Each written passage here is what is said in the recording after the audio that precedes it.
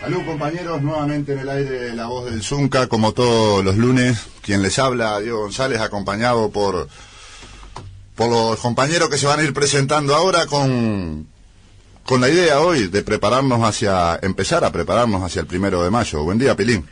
Buen día, González, a los compañeros, compañeras, trabajadores de la construcción, la familia que sintoniza La Voz del Zunca este lunes nuevamente al aire, como decías vos, preparando nuevamente un 1 de mayo y bueno, con los queridos compañeros de la dirección de nuestro sindicato que representan al vidrio y que además tienen otras responsabilidades sobre las cuales vamos a hablar más adelante, y por supuesto también, como siempre, acompañado de la querida Lourdes Sotero, que toda la audiencia sabe, se viene incorporando plenamente al trabajo del equipo de La Voz del Zunca. Buen día, Lourdes. Buen día, compañeras, compañeros. Bueno, Pilín, se nos viene el 1 de mayo. Sí, se viene el 1 de mayo en un momento especialísimo de la vida del continente y en especial de la vida del país. 1 de mayo que nos se va a encontrar seguramente con una situación muy especial en el hermano pueblo de Brasil, con la detención de Lula y las inmensas movilizaciones que se están desarrollando allí en Curitiba, donde pudimos contar, entre otros, con la presencia de nuestro presidente, el compañero Diverio y la compañera Alberti, que bueno, representan al movimiento sindical uruguayo en esa concentración por la libertad de Lula, pero fundamentalmente por la defensa de la democracia y la libertad en el hermano pueblo de Brasil, además de, por supuesto, la defensa de un proceso transparente de elecciones en ese país. Simultáneamente, para el movimiento sindical uruguayo, se presenta un 1 de mayo extraordinariamente importante desde el punto de vista de las conquistas y los avances que necesariamente debemos tener los trabajadores. En especial, cuando decimos esto, nos referimos a la agenda parlamentaria de nuestro movimiento sindical. La ley de empleo para personas con discapacidad, una ley largamente trabajada por nuestro sindicato desde la Comisión de Discapacidad del Zunca, desde la Comisión de Discapacidad de nuestro PCNT, ha sido un objetivo programático, un objetivo ético de nuestro sindicato y por supuesto del movimiento sindical. Y bueno, este 1 de mayo, luego de un arduo trabajo, nos encuentra en el preludio de la aprobación de una ley que de alguna manera coloque un manto de justicia sobre ese sector de la población doblemente postergado en el ámbito laboral y postergado en el ámbito de la discapacidad, pero además, por supuesto, que nos encuentra en un 1 de mayo con un conjunto de consejos de salario que se lanzan a la negociación, más de 160 consejos de salario, en el proceso de negociación salarial más largo de la historia del país. También allí estará nuestro sindicato colocando los temas salariales, de condiciones de trabajo y, por supuesto, la defensa de la Ley 14411 en ese proceso de negociación colectiva general que van a vivir las ramas de actividad de nuestro país. Por lo tanto, un 1 de mayo bien importante, por supuesto siempre rodeado de la solidaridad internacional de otras organizaciones sindicales que nos visitan en la Plaza 1 de mayo a las 10 de la mañana. En estos días se va a estar lanzando la consigna central y todos los instrumentos propagandísticos para trabajarlo.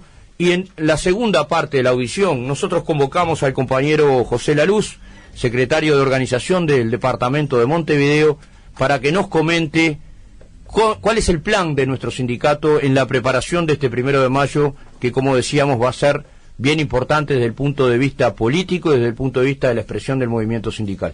1 de mayo, que aparte tiene un año importante porque es el año del presupuesto, por lo tanto se estará definiendo el salario de los trabajadores públicos, pero también la inversión en obra pública tan importante para nuestro sindicato, y que en pocos días va a tener el Congreso de nuestra Central de Trabajadores, que estará definiendo la estrategia, el plan de acción hacia adelante, y en especial para los consejos de salario de los más desprotegidos. Pero bueno, nos hemos acostumbrado a hablar de la historia, a contar la historia del sindicato, reiteradamente viene el compañero Toto Núñez y otros compañeros a contarnos lo que fue el anterior a la dictadura, durante la dictadura, la post-dictadura de nuestro sindicato, pero la historia más reciente también tiene la inclusión en nuestro sindicato de decenas y de miles de compañeros de distintos sectores que, perteneciendo o organizados en sindicatos más chicos, luego de las definiciones del segundo gobierno del Frente Amplio, integran el grupo 9, subgrupo 01, luego de una pelea bien larga. Estamos hablando en este caso de los compañeros del vidrio, y hoy, integrantes de nuestra dirección nacional, nos acompañan Pablo Argencio y el Turco Abad, uno responsable de conflicto, el otro de seguridad social, ambos vidrieros, trabajadores de Vía y de Cleice, para que nos cuenten lo que fue ese proceso, que termina con el Día del Vidriero el 17 de abril, por lo tanto, cercano a ese día están los compañeros por acá. Buen día, Pablo, buen día, Turco. Sí, buen día a la audiencia. Buen día, dale, Turco. Bueno, sí, un poco nosotros arrancamos en 2004 en una pelea, en una lucha, por derecho a organizarnos, o sea, sindicalmente. Esto fue en junio de 2004, después de un proceso largo de no existir el sindicato en el vidrio, y esto nos llevó, a una reflexión, lo que era el movimiento sindical, y ahí veíamos alguna historia reciente, lo que fue la dictadura, que tiene que ver con 8 trabajadores dirigentes sindicales que fueron asesinados brutalmente por la dictadura militar en el año 72, y entre ellos ubicamos un trabajador del vidrio, en aquellos años la Federación del Vidrio, trabajaba en Codarbi precisamente, la cual era un militante sindical de ahí, el trabajador Raúl Gancho, y a partir del asesinato brutal de estos trabajadores, que fue el 17 de abril de 1972, reclamamos dentro de los consejos salarios que teníamos por primera vez que el Día del Vidriero pasara a ser el 25 de agosto, que era un día ya que era pago para los trabajadores en general, que pasáramos a tener el 17 de abril, conmemorando la fecha de estos mártires, ¿no? Sobre todo lo de Raúl Gancho, que era trabajador de vidrio, que fuera un feriado pago para nosotros. Pablo, como contaba el Turco ahí, ustedes representan al vidrio plano. En principio, cuando entraron a organizarse, luego de la desaparición, o sea, como que el vidrio tuvo 2 muertes. Primero la que lo ocasionó la dictadura, arrasando lo que fue la Federación del Vidrio, expropiando el histórico local, destrozando lo que eran los gremios, y luego el neoliberalismo, que termina con las pocas fábricas que quedaban de vidrio hueco, y el vidrio plano, o sea el vidrio de obra, lo que le decimos hoy, medio a la deriva, se juntó con lo que andaba quedando ahí, y empezaron esa reorganización nuevamente. Sí, claro, buen día. Ahí nosotros lo que pasamos, como bien vos decías, más aparte de la eliminación por parte del neoliberalismo de la fábrica de vidrio hueco, se terminó también un proceso de la fabricación o de la industrialización del vidrio plano que también teníamos en Uruguay, donde fundamentalmente teníamos 3 fábricas en ese sentido, y en la época de los 90, en el inefable gobierno del doctor Lacalle, donde se empezaron a aplicar en forma más brutal el neoliberalismo en Uruguay. A partir del año 92 coincide con el retiro de los consejos de salario y también la caída de un lote de centros de trabajo de fabricación de vidrio plano, y también la recordada Cristalerías del Uruguay, que por aquel momento también cierra sus puertas. A partir de ahí, de un proceso en el marco de una reorganización de la central de la CNT, PICNT ya en este momento, se inicia a través de la comisión de organización con una apuesta también del sindicato de la construcción ahí, la reorganización de algunas ramas de actividad que producto de los 15 años sin negociación colectiva, y en el marco de la perspectiva de que se volvían a aplicar los consejos de salarios, se iba a hacer la convocatoria, una nueva reorganización de las diferentes ramas de actividad, entre ellas el vidrio, que como bien decías vos, es en una industria absolutamente diferente, donde hoy no tenés fabricación de vidrio, salvo lo que queda de cooperativa en el PTI del Cerro, arriba del 95-98% de la materia prima hoy se utiliza exclusivamente para lo que es la construcción, y en esa lógica fue que se funda por allá por fines del 2004 lo que en un momento fue el Sindicato del Vidrio, con su posterior disolución y pasaje a través de Asamblea General para integrar el Sindicato de la Construcción. Sí, ahí tenemos dos situaciones. Ustedes se presentaron en un primer momento ante ese Consejo de Salario con representación compartida entre el Zunca y la UNRWA, porque todavía quedaban algunas compañeras y compañeros que pertenecían al Vidrio Hueco y que hoy pertenecen al Sindicato Metalúrgico, Turco. Sí, ahí es cierto. Sí, nosotros, inclusive hasta hace pocos años atrás, todavía seguimos discutiendo, ¿no? Dos propuestas de los consejos salarios, una por el grupo 8 y otra por el grupo 9. El grupo 9 tenía que ver con lo que era todo colocación de vidrio en obra, y lo otro era con los trabajos de procesamiento que hacían alguna empresa del vidrio, como lo que era Vindelú y Vicri en su momento. Y bueno, eso quedó ya subsanado, y hoy todo lo hago por el mismo grupo salarial. Pablo, ahí tenemos dos situaciones, porque más allá de lo anecdótico y a qué grupo y sindicato se pertenece, también eso llevó a que el sindicato reivindicara el salario construcción y los derechos de los trabajadores de la construcción, y se tuviera un avance en los salariales y en los derechos en pocos años bien importante para el trabajador del vidrio. Sí, está claro. A ver, nosotros que somos sindicatos de rama y no por oficio, es claro que cualquiera que camine por Montevideo, por el país, sabe que, como decíamos hoy, arriba del 90 y pico % de la materia prima se utiliza para construcción. Y es claro que hoy el vidrio no es un anexo, sino que es un oficio más dentro de la construcción, así como es cualquier compañero que sea carpintero, albañil o electricista. Una diferencia en todo caso con lo que son las ramas anexas. En esa lógica nosotros veníamos, como decíamos hoy, de 15 años en negociación colectiva, lo que había generado una poda salarial y una poda en derechos que era impresionante. O sea, cuando nosotros se nos retiran los consejos de salario, para poner un ejemplo claro, un oficial del vidrio con negociación colectiva, todavía está en el 92, tenía un salario promedio un 30% por encima de lo que era un trabajador del ex Grupo 37 y Construcción. Cuando nosotros encontramos en el año 2005, con la nueva convocatoria a negociación colectiva que los compañeros del Zunca sí habían mantenido, nos encontramos con que ese oficial que cobraba un 30% por encima estaba en una situación salarial de casi un 70% por debajo de lo que era un oficial construcción.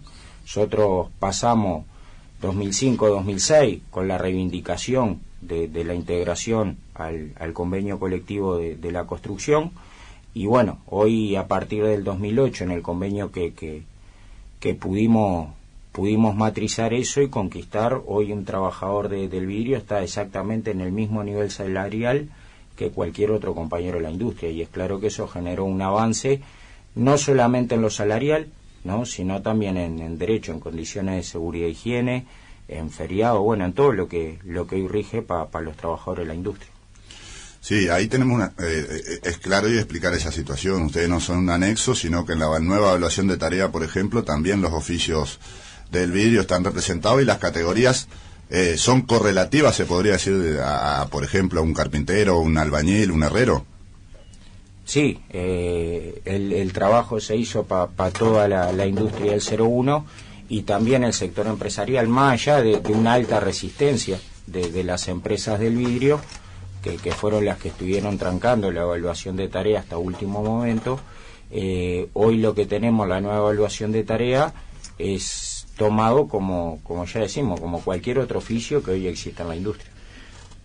Hay una cosa bien importante que me parece que la audiencia, los trabajadores, la gente que sintoniza la audición, ya de paso comentarles que en este momento estamos saliendo en vivo en el Facebook Zunca Oficial, que esto luego va a ser después retransmitido a través del canal de YouTube Zunca Oficial, y que hay compañeros que están enviando mensajes, que están escuchando la audición. Entonces, para todos ellos un saludo, pero preguntarles lo siguiente: ha habido una profunda transformación de la industria del vidrio en el país. Ustedes recién hacían referencia a fábricas del porte de Cristalerías del Uruguay. Probablemente las nuevas generaciones que comiencen a ver la obra Diamantis Plaza no tengan conocimiento, conciencia de la extraordinaria importancia que tuvo, no solo en la calidad del laburo, sino también en la cantidad de trabajadores, lo que era aquella enorme manzana de fábrica de Cristalería del Uruguay en Rivera y Comercio. Por supuesto, todo lo que tiene que ver con la fabricación de botellas, de termos, etcétera, etcétera, que generó la condición para que el vidrio fuera una federación en su momento. Es decir, fuera un conjunto de sindicatos. A lo que ustedes están planteando hoy, una enorme transformación de la fabricación del vidrio que termina en el vidrio plano, que es casi exclusivamente, que diríamos, de uso familiar o de obra. Entonces, la pregunta es, y me parece que viene al tema, también ha habido una transformación en el sentido de la mano de obra empleada, por supuesto, y eso también ha sido uno de los elementos que ha jugado a favor de la incorporación de lo que fue aquella vieja Federación del Vidrio a lo que es hoy el sector vidrio en el Sindicato de la Construcción. ¿Es así? Bien. Sí, mirá, yo primero, ni que hablar que la Federación de Vidrio llegó a ocupar un lugar muy importante en el movimiento sindical, donde tenía una muy buena organización, donde habían varios sectores del vidrio mismo afiliados a la Federación. Es cierto que hubieron más de 4.000 trabajadores en la industria del vidrio, más de 4.000 trabajadores en esta fábrica que nombrabas vos, pero también no solamente era vidrio soplado, sino también había vidrio plano. Habían dos fábricas importantes en Uruguay, una era Biplan y la otra que recién estaba absorbiendo Biplan, que es Vicri, que esa transformación de que hablaba anteriormente del vidrio, hoy es una industria donde se importa todo acá en Uruguay. Es cierto que hubo un cambio profundo en lo que es en el trabajo del vidrio en general. O sea, la única fábrica que existe de vidrio soplado en Uruguay es la que está hoy en el PTI, que hacen botella de vidrio, ¿tá? Pero vidrio plano no se hace en Uruguay, se trae todo del exterior, y el mercado hoy está inundado de quién trae vidrio, no solamente una sola empresa, sino que hay varias empresas que traen vidrio, y esa transformación se ve hoy colocado en la tecnología, en el avance que ha tenido también lo que es la industria del vidrio, en donde se colocan vidrio de diferentes portes, ni que hablar, pero también con tecnología en edificios. Aparte de eso, también sobre lo que vos planteabas, Pilín, sobre el tema de la transformación de los trabajadores, claro que así.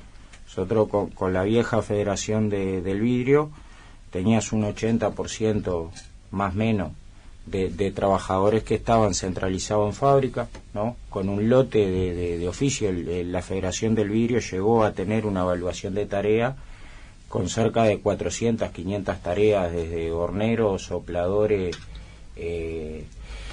transportistas y demás, que hoy no existen. O sea, hoy todo el proceso y todas las tareas de los compañeros rigen en dos grandes sectores. Uno es lo que es la parte de taller, que como dice el turco, todo el vidrio plano hoy se trae del exterior, ¿no? Y lo que hace una transformación y tenés delimitado a pocas tareas de taller, corte, pulido, biselado y demás. Y después tenés la otra parte donde tenés arriba del 50% de los trabajadores que de lo que habla es directamente de la colocación en obra. En aquellos momentos es claro que la relación también era absolutamente al revés. Teníamos fábricas grandes, no solamente cristalería, tuvimos Cotter, tuvimos Codarbi, ¿no? Por ejemplo, que eran empresas que absorbían mucha mano de obra centralizada. Y por ejemplo, para poner un ejemplo de las empresas de vidrio plano que realizaban producción de vidrio plano, fabricación de vidrio plano, la que absorbía más trabajadores andaba cerca de los 500 trabajadores, ¿no? Esa era la más chica, para poner un ejemplo. Hoy por hoy la empresa más grande de vidrio no llega a tener 200 trabajadores y repartido en 3 plantas. Entonces la concentración también de los compañeros, claro que no tiene nada que ver con aquella realidad. Ahí tenemos una situación que nos gustaría explicarle a la audiencia. En Uruguay no se puede producir el vidrio como anteriormente, es necesario la importación, es un tema de costos, de cambio económico. ¿Qué fue lo que pasó ahí, Turco? No, ahí es cierto lo que yo me olvidé decir también. Existe una fábrica de vidrio soplado que es la que hace los tubos de ensayo. Pero después en vidrio plano es cierto que un horno de fabricación de vidrio ya no es como el de antes. Hoy, o sea, la producción de un día da para cubrir todo el Uruguay. O sea, el resto de los vidrios, el resto de los días que produce, o sea, un horno, probablemente que si no hay mercado, digo, o sea, no tiene salida lo que puede escupir un horno de vidrio, no sé. Se trae mucho vidrio de Argentina, que es una fábrica, la Basa, que es grande, se trae mucho vidrio para acá, para Uruguay, y esa fábrica no solamente exporta para Uruguay, sino para muchos otros más países. Y después traen algún vidrio que son de China y de otros lados, o vidrio que con calidad muy importante, que traen puntualmente cada tanto. Pero es cierto que fabricar el vidrio hoy en Uruguay no es rentable por la tecnología que tienen los hornos hoy de fabricación de vidrio. Acá o sea, no hay mucho mercado para el vidrio acá en Uruguay. También es cierto, González, que ahí depende mucho de la mirada del sector empresarial. O sea, en Uruguay nos caracterizamos poco más que por tener una mirada un poco de bolichero en muchos de los casos. Yo, para poner un ejemplo, en Uruguay teníamos dos grandes fábricas de vidrio, como eran Vicry y Biplan, y lo que hizo Vicry fue compró Biplan para cerrarla, ¿no? O sea, y el proceso, más allá de que es cierto que el mercado es chico, también en esa lógica se podría exportar para el exterior. Lo que tenés es que no hubo inversión en tecnología. Los viejos, uno fácilmente, cualquier vidriero se da cuenta cuando un vidrio es hecho en Uruguay a cuando es hecho en el exterior, por la deformación que tiene, porque los hornos que teníamos en Uruguay eran hornos verticales, y hoy son todos hornos horizontales, lo que genera una mucho menor deformación. Ese fue un proceso de inversión que en el Uruguay, en la fábrica de vidrio, no se dio, y por lo tanto, al no haber inversión hoy, es claro que no competís con grandes fábricas que tenés alrededor. Depende en todo caso de la intención del sector empresarial, que en general lo que busca es renta y no generación de valor agregado. Sí, pero además yo los escuchaba con mucha atención al planteo, y ahí existe una tendencia universal en el mercado a la colocación del nylon y del plástico como material envoltorio, que incluso ha generado enormes problemas desde el punto de vista medioambiental en todo el planeta. Hoy es un drama poder resolver ese nudo desde el punto de vista ecológico. El vidrio tiene otras propiedades que precisamente no es no contaminable, tiene una serie de propiedades que permite que desde el punto de vista del consumo humano jerarquice lo que significan los envoltorios de los productos que consumimos. Pero viniendo al tema de lo que significa para los trabajadores del vidrio y también para los trabajadores de la construcción, yo quiero que ustedes hagan una referencia a este mes de abril.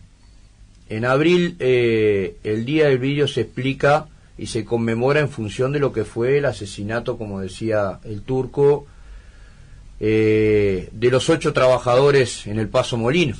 Uno de ellos, Raúl Gancio, trabajador del vidrio, y por lo tanto ustedes definen pasar a conmemorar el Día del Vidrio por estos días. También nosotros hemos visto que reiteradas oportunidades a lo largo de mucho tiempo, los compañeros en el entorno de estos días de abril se juntan, conmemoran junto a la familia, con actividades de diferente tipo, lo que es el Día del Vidriero. Esto está bueno que el conjunto del gremio y la población que escucha la audición lo sepa, para que efectivamente haya en esa definición que ustedes tomaron la perdurabilidad de una situación trágica que fue el asesinato de estos 8 compañeros que vamos a estar conmemorando en estos días, precisamente allí en el Paso Molino, militantes obreros, militantes del Partido Comunista, que de algún modo dan origen a esta definición del Día del Vidrio. Entonces, nos gustaría que ustedes hicieran una referencia más precisa a esto y a las actividades que desarrollan por estos días en conmemoración del Día del Trabajador del Vidrio. Sí, bueno, nosotros en el marco de la recuperación de la organización sindical a partir de la nueva organización final 2004 y principio de 2005, es claro que nuestra organización no es una organización pesera, una organización que aparte de la reivindicación de cuestiones económicas para un mejor nivel de vida y de condiciones de trabajo, también es una organización que parte de la vieja CNT. Y en ese sentido es claro que la recuperación de la memoria histórica también para los trabajadores del vidrio es una cuestión que es fundamental. Raúl Gancio, o el Pulpa como se lo conocía,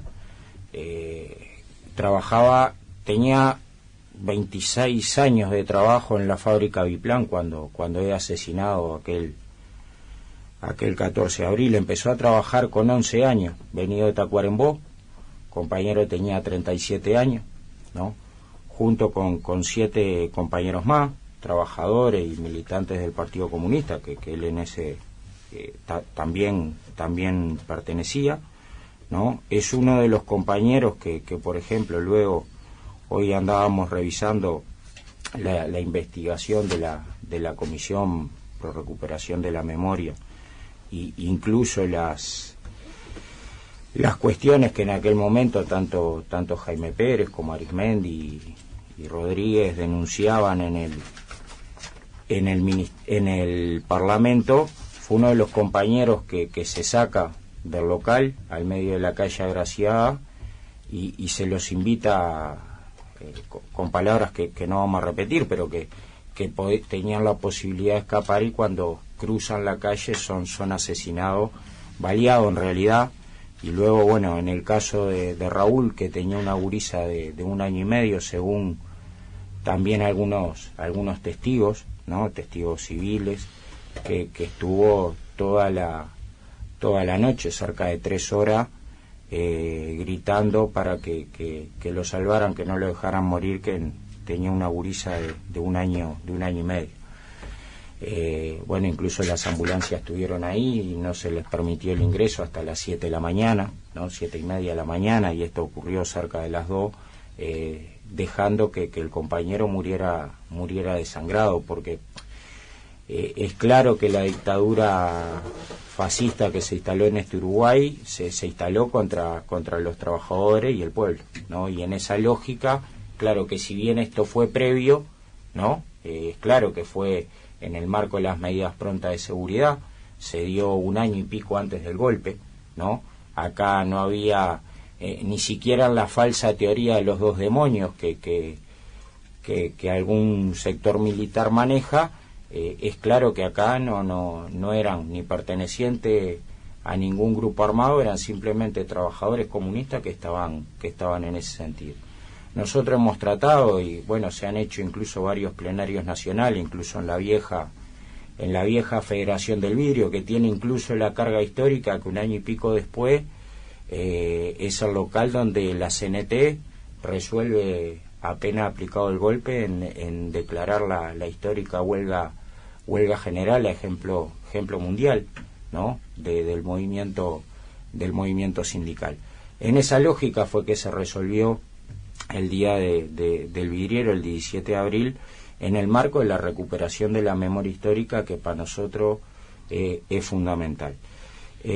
Nosotros este año también, mañana vamos a generar algunas actividades, tanto mañana como en el correr del mes, fundamentalmente también a través de asambleas, discutiendo, porque también incluso hay muchos compañeros que han ingresado a la industria posterior a esto, y bueno, es claro que el sábado también hay una actividad ahí general que se va a desarrollar, donde en todo caso todos los trabajadores que queramos podemos estar participando, levantando una de las, o reivindicando una de las etapas más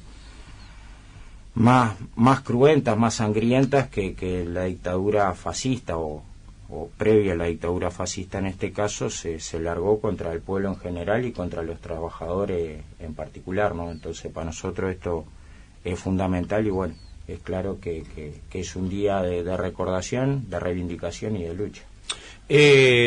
Aprovechando que están ustedes, que además de pertenecer a este sector de actividad y con mucho orgullo por estos días están conmemorando el Día del Trabajador del Vidrio,